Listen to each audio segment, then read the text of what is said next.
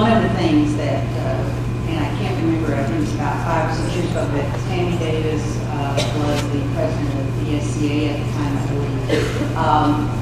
We have to be ever vigilant, and I was reading, I was a supervisor at that time, and I was reading the standards of quality, and the school board was going to be voting on them, and I noticed a little change in the language in them. And I read it and I said they've made elementary counselors optional again. And Tammy Davis and Celinda Gilchrist were on the VCA board, and they had meetings and couldn't go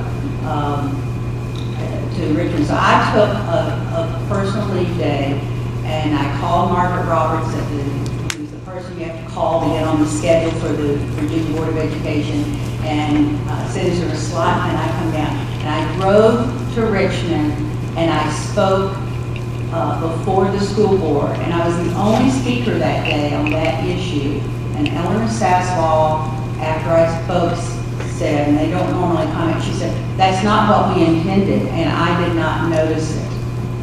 And if Eleanor sitting on the Board of Education didn't notice it, who would have?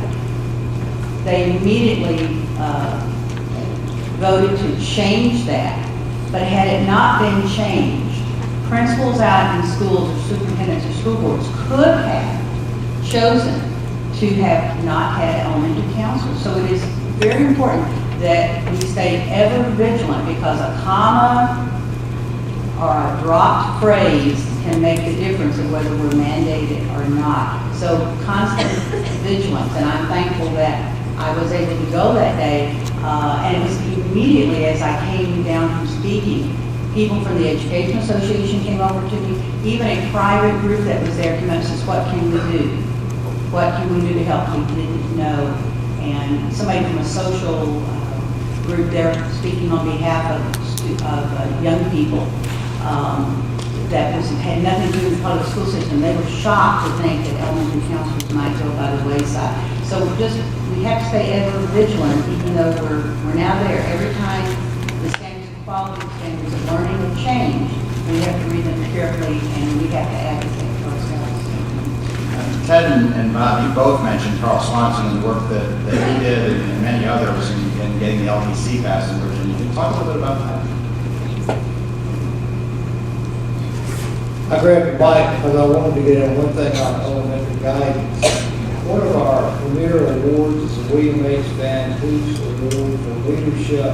I think that we have to recognize the early, tireless, and tenacious work of Bill Van Hoos to have elementary school counseling in Virginia. And I would be remiss to him as a friend and a VCA person if I did not say to all of us, we owe Bill Van Hoos a tremendous help for elementary school counseling. Now I'll talk a little bit about my friend Carl Swanson.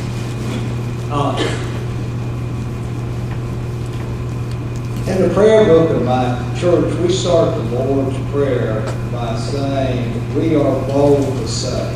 Today I am going to say, flat out as a statement, the counseling profession owes Carl Swanson the thanks for their being professional counselor licensure in 50 states.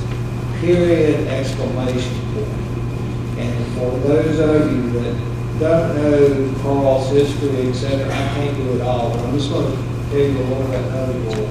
And I was a relatively new counselor educator, and one of the things that was done to me that I think helped a lot was people not only causing me to go to conventions, but giving me little bits of jobs. And I became kind of the water boy for Carl Swanson and to an extent Fred there, and talked with them about counselor license and worked with them. But I want to tell you about an epiphany and something I learned that I think really characterizes Carl. We were having a conversation about strategy, and I said, Carl, if we grandparent all these people in you're talking about, and we don't have standards, it is going to be such a struggle to have third-party payments. And it is kind and gentle and wise way to a very green, young councilman educator. Carl said, Bob, if we don't get all these people on board, we're not going to have licensure to try to work with third-party payments. And that was an epiphany for me, and I remember later fighting for third-party payments when I was VCA president, etc.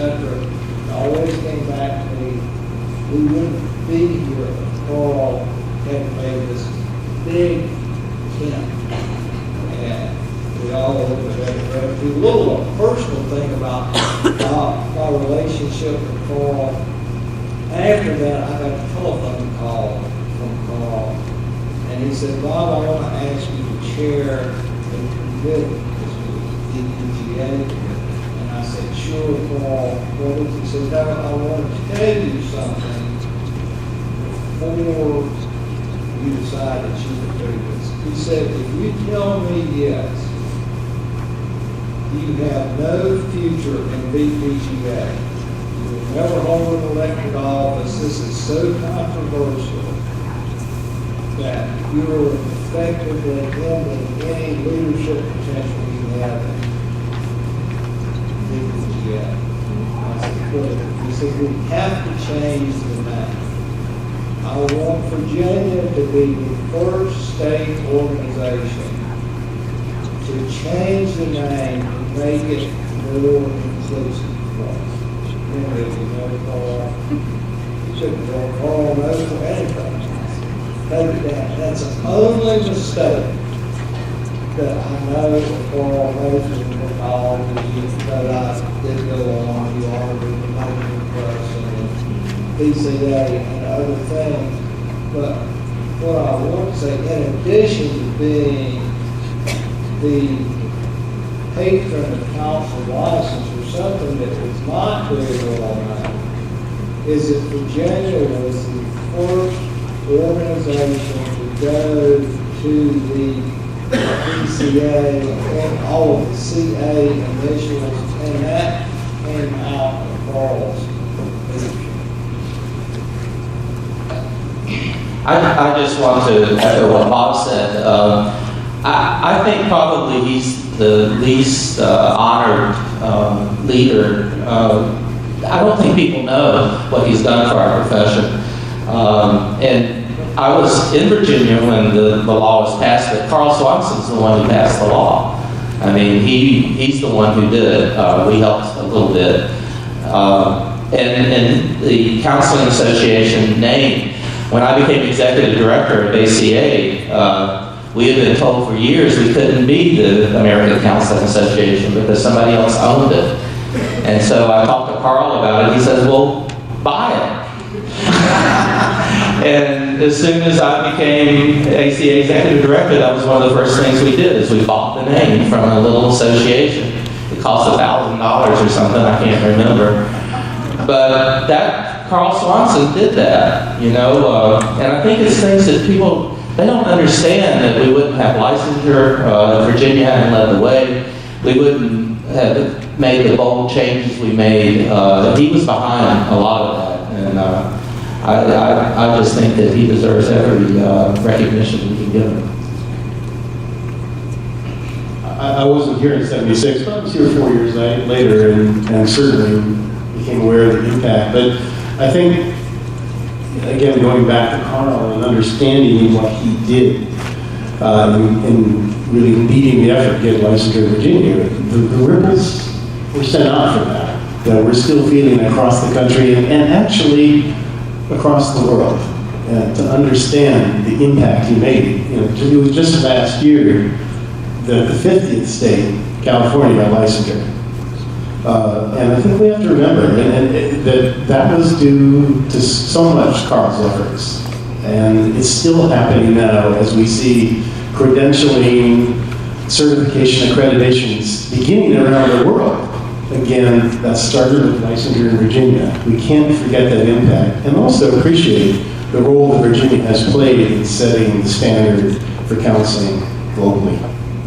Rick, while you have the mic, well, you have at times claimed to being a macro thinker. I'm going to challenge you there.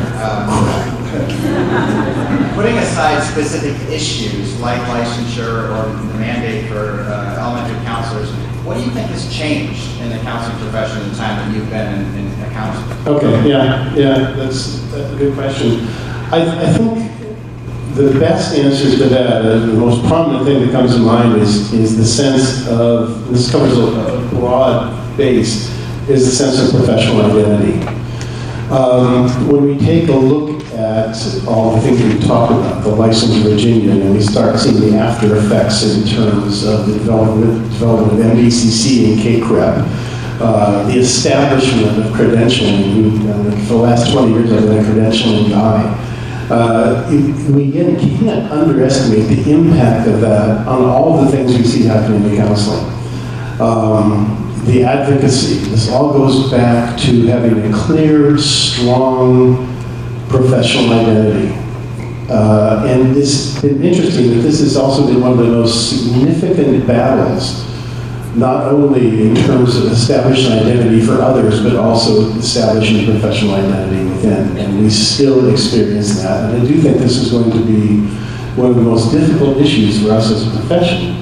And I think we have to appreciate, and this comes from being on the KCREP board and chair of MDCC like Bob, that whether we're school counselors or we're the mental health counselors, whether we're counselors in different kinds of settings, we have to maintain that identity as counselors first.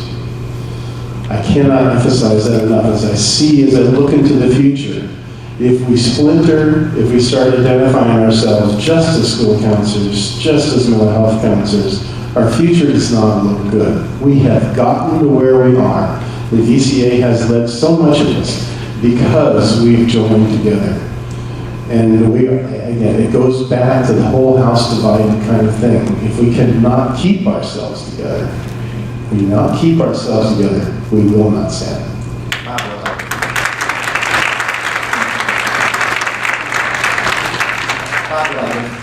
Bob would love to follow up on that real quick. And just to echo that, it's not just an issue of, it filters down to the personal issue. We cannot be competent counselors if we remain in a bubble of our speciality. We have to network with others. I cannot be effective at what I do in my setting without networking with those who are working in my community. My biggest fear with that is that my specialty would somehow isolate itself from the others. I would, again, it would be back to the which arm do I want, my right arm or my left arm.